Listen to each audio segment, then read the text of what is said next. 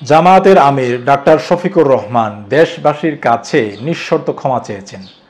বাংলাদেশের বিভিন্ন গণমাধ্যমে এই সংবাদটি ছাপা হয়েছে এবং আমি যখন এই সংবাদের শিরোনামটি পড়লাম তখন আমার মাথায় একটি প্রশ্ন আসলো যে জামায়াতের আমির কেন ক্ষমা চাচ্ছেন বা কী কারণে তিনি ক্ষমা চাচ্ছেন, এই ক্ষমা চাওয়ার নেপথ্যে আসলে কি।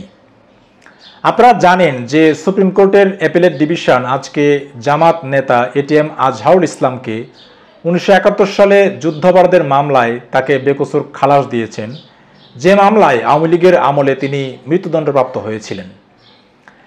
এই রায়ের প্রতিক্রিয়ায় জামাতের আমির আসলে দেশবাসীর কাছে ক্ষমা চান। এই নিয়ে দৈনিক জনকণ্ঠ একটি সংবাদ ছাপিয়েছে বা প্রকাশ করেছে তাদের অনলাইনে, যে এখানে আসলে বিস্তারিতই বলেছে এই ক্ষমা চাওয়ার পেছনে আসলে কারণটা কি। দৈনিক জনকণ্ঠের অনলাইন যেটি বলছে যে এক আবেগঘন বক্তব্যে জামাতের আমির বলেন, আপনারা আমাদেরকে ক্ষমা করবেন।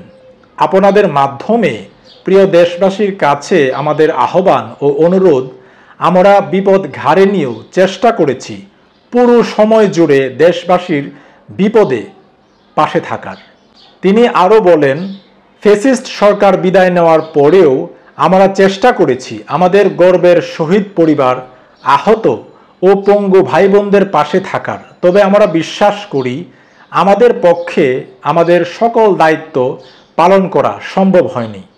সংগঠনের নানা সীমাবদ্ধতার কথা স্বীকার করে তিনি বলেন, আমাদের অনেক সীমাবদ্ধতা রয়েছে, অনেক সময় আমাদের কাজ করতেই দেয়া হয়নি, এখনও আমাদের বিভিন্ন সীমাবদ্ধতা রয়েছে, আপনারা আমাদেরকে ক্ষমা করবেন।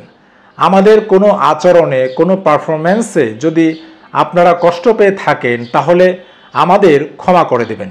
মানুষ হিসেবে আমরা কেউই ভুলের ঊর্ধ্বে নই। ডাক্তার শফিক আরও বলেন, আমরা দল হিসেবে দাবি করি না যে আমরা ভুলের ঊর্ধ্বে। এই সংগঠনের প্রতিটি কর্মী, সহকর্মী কিংবা দলের দ্বারা কেউ যদি ক্ষতিগ্রস্ত হয়ে থাকেন, কষ্ট পেয়ে থাকেন, তাহলে সবার কাছে কোনো শর্ত ছাড়া বিনা শর্তে আমরা ক্ষমা চাই। আপনারা আমাদেরকে ক্ষমা করে দেবেন।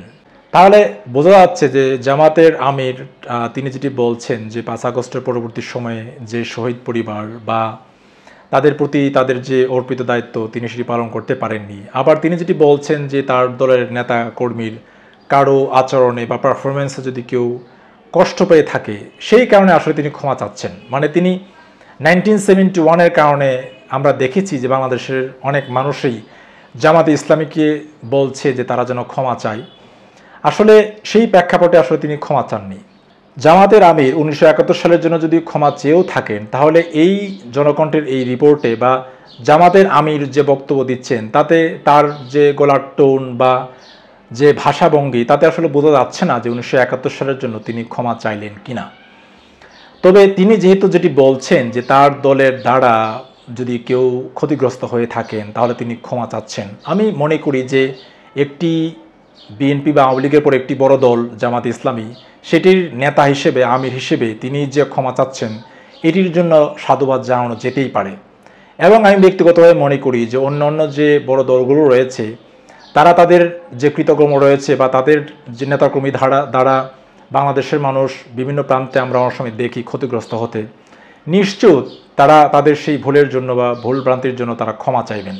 তো এই ছিল আজকের সংবাদ বিশ্লেষণ। ভালো থাকবেন সবাই, আপনাদের সবার জীবন সুন্দর হোক।